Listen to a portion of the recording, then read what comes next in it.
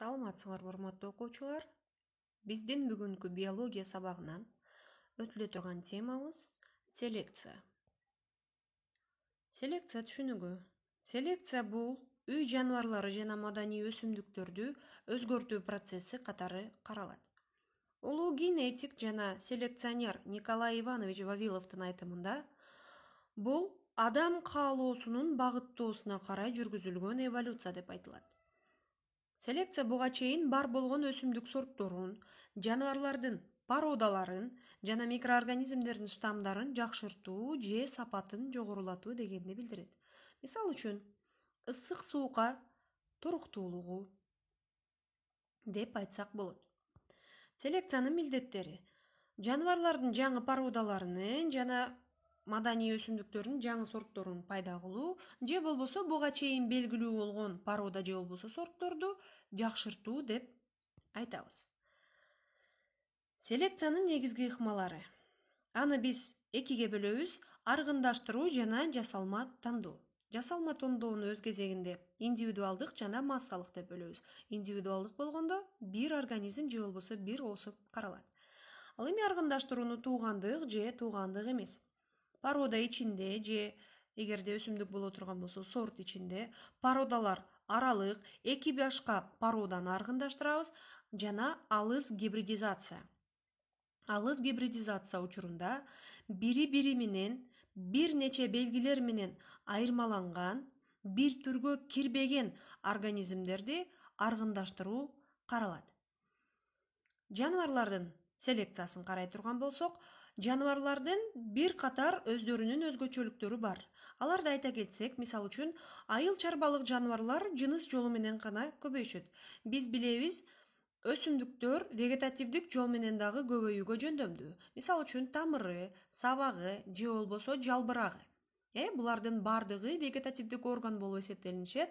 Аларды кыркып алып, бөлүнүп алынган вегетативдик органынан дагы көбөйтүүгө мүмкүнчүлүк бар. Жана бул салыштырмалуу жаныбарларга караганда кыска убакыт аралыгында жүрөт. Бирок жаныбарлар өз кезегинде жалаң гана жыныс жолу менен көбөйүшөт. Бир жуп өндүрүүчүлөрдөн өндүрүүчү деп бул жерде ата-энесин айтып жатабыз, алынган муун көп эмес. Мисал үчүн, бир бука менен бир уйду ала турган болсок, алардан алынган муун бирөө гана болот. Өтө сейрек кездешет, эки организм алынып калышы мүмкүн, бирок көп учурда бир гана организм алынат. Ар бир особдун селекциондук баалуулугу бар. Жана жаныбарлар өзүн өзү аргындаштырууга жөндөмсүз.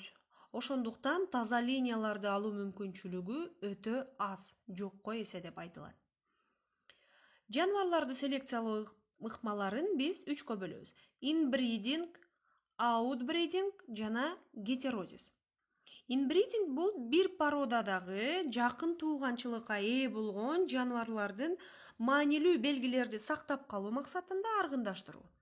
Ал эми аутбридинг болсо, бул бир түргө же бир породага кирбеген, ар түрдүү породадагы бир катар белгилер менен айырмаланган жаныбарларды, түр арасындагы гибридтерди, өзгөчө бир организмдерди алуу максатында аргындаштыруу. Ал эми гетерозис бул генетикалык алыс болгон формаларды аргындаштыруу. Порода аралык жогорку продуктивдүүлүккө ээ болгон гибридтерди алуу болуп эсептелинет гетерозистин максаты. Өсүмдүктүн селекциясына келе турган болсок, өсүмдүктөрдүн бир катар өзгөчөлүктөрүнө токтоп кетсек. Булар жакын туугандык же өзүн өзү чаңдаштырууга жөндөмдүү. Жакын туугандык аргындаштыруу же өзүн өзү чаңдаштыруу таза линияларды алуу максатында колдонулат. Гетерозис бул гибридтик күч. Таза линиялардын аргындаштыруудан алынган муундар сапаты боюнча ата-энелик формадан бир нече артыкчылыкка ээ боло алышат. Мичурин алыс гибридизациянын ыкмаларын жаңы сортторду алуу үчүн ойлоп тапкан.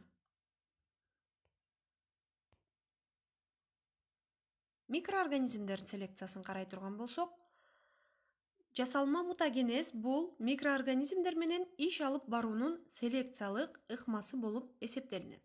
Ал эми мутагендер булар рентген нурлары, же болбосо радиация, рентген нурларынын, уунун же болбосо радиациянын таасири астында биз микроорганизмдердин башкача бир формаларын алышыбыз мүмкүн, же болбосо продуктивдүүлүгүн арттырышыбыз толук ыктымал.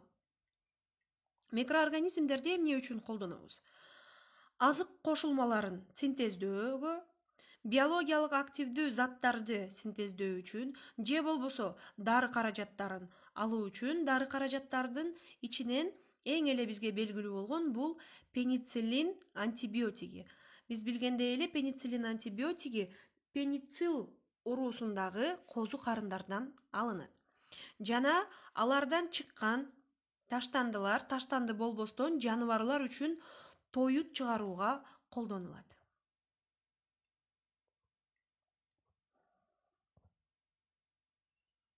Микроорганизмдердин селекциясынын негизги багыттарын карап өтөбүз. Гендик инженерия, клеткалык инженерия жана биотехнология. Биотехнология бул тирүү организмдерди технологияларда колдонуу, технологиялардын жардамы менен адам баласына керектүү болгон азык затты кыска убакыттын ичинде алуу. Микроорганизмдердин дагы бир өзгөчөлүгү болуп, алар кыска убакыттын ичинде көбөйүүгө жөндөмдүү, көптөгөн азык заттардан өзүнө керектүү заттарды синтездөөгө жөндөмдүү болуп эсептелинишет. Мисалы үчүн, бир жаңы породадагы торпокту алыш үчүн алар биринчи аргындаштырууда эле алынып калуусу мүмкүнчүлүгү азыраак. Ошондуктан аларды аргындаштырууда биринчи F1 муунду алыш үчүн 1 жыл керектелсе, ал F1 муунду чоңойтуп кайра аргындаштыруу үчүн дагы көптөгөн жылдар талап кылынат.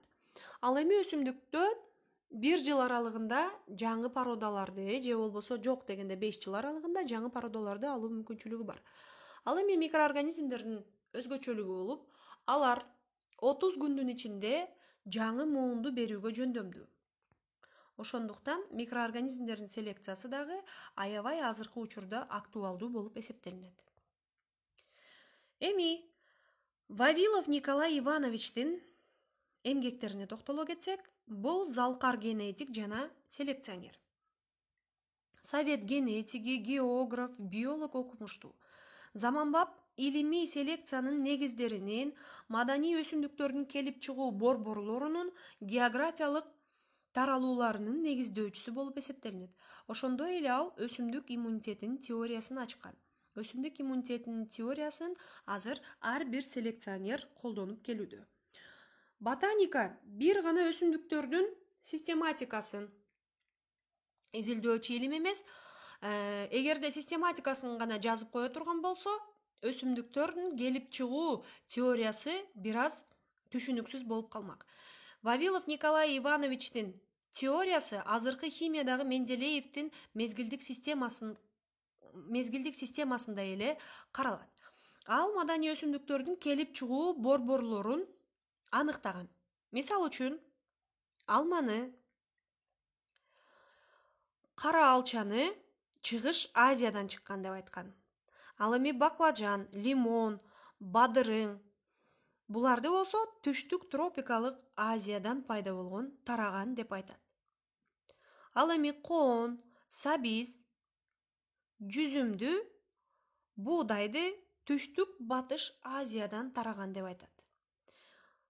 Жана башка мына ушундай өсүмдүктөрдүн келип чыгуу борборлорун жана таралуу борборлорун аныктаган.